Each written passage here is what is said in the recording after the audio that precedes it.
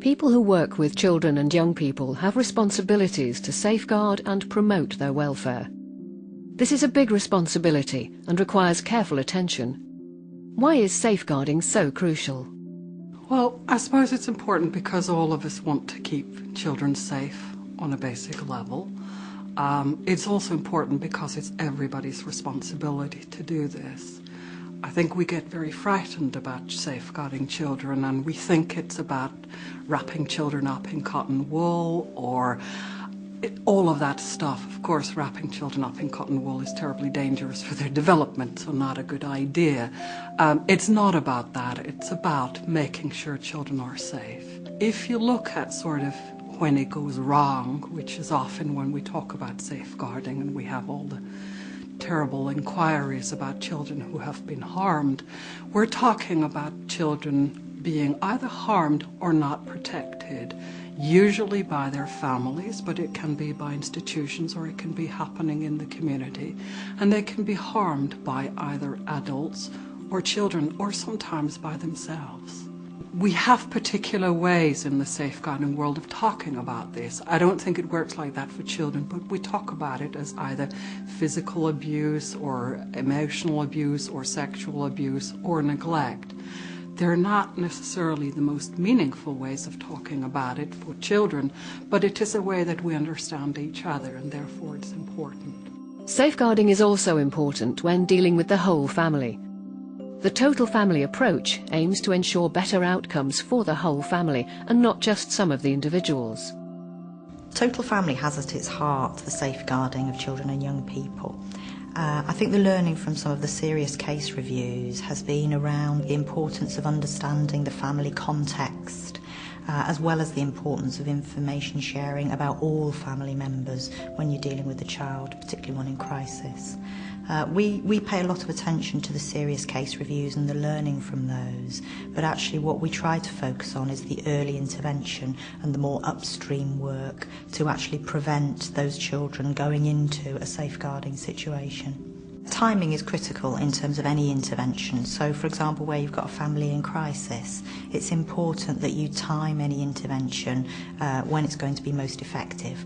Sometimes we feel wary about safeguarding and what it entails, and this can prevent us talking about it or dealing with a situation properly. What are some of the blockers? The important thing to remember is that this is everybody's responsibility. And the sort of things that might make you worried would be either children tell you, that tells you the importance of communicating well with children, but also listening to what they're really telling you. An adult might tell you. The third way you might come across this is you will observe something yourself. It'll either be that the behavior isn't quite right for the child's development. It can be gut feelings sometimes. And I'm not saying we can act on our gut feelings, but I'm saying don't ignore it. Yeah? Talk to somebody else about it. And I think the most important thing you need to know about this is if you're worried, talk to somebody. For goodness sake, talk to somebody. Don't do nothing. I think one of the things that blocks people from talking and dealing with this is that we become frightened. I mean, none of us wants to think about children want to be hurt, but we also sometimes make assumptions, you know, oh, there's such great family, that would never happen there, etc., etc., etc. Child abuse isn't something that happens only in certain homes. It happens to rich, poor, black, white. There is no group that is exempt. I think sometimes we make assumptions. Sometimes we're too polite. You know, there's a very British thing about being very polite, and I think people get so polite that they forget to ask, yeah? And that's understandable, but occasionally we make mistakes because of that. Sometimes we make our mind up too quickly about what we think is going on, and some of the very famous abuse inquiries have been about exactly that people thought this is such and such a family, and they never questioned themselves. We're told that we should have what's called respectful uncertainty. with families, and I think that's a very good attitude, to just have a little bit of a questioning mind. Well, what do I really think is going on here? What do I think the explanations might be for what I have observed, heard, etc., etc.?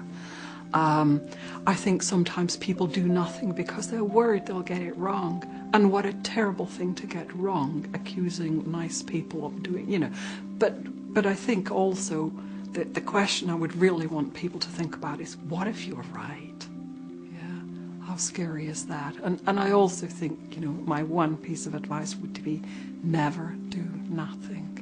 Yeah. Always talk to somebody, always do something.